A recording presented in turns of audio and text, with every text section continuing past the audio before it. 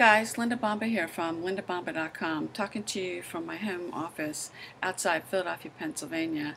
And I am cutting this video today for my 30-day intensive course to show you how you can record a video using YouTube. So if you don't have a camera or an iPhone, or you don't have software on your computer, you can use this. You do need a webcam, and you can't do a screenshot like what I'm doing here where you can see my screen and you can see me. It's going to be an entire picture, but this works. You can start cutting videos using this. Let me show you. You do want to click your upload, and it takes you to this screen. This is here where if you had a video on your computer, you would upload it to your YouTube channel. But you want to go over here to hit record, and when you're ready to start, you want to hit the record button and record the video, and then you click stop, and then it takes you through the other steps that you upload this on your that'll be up on your YouTube channel.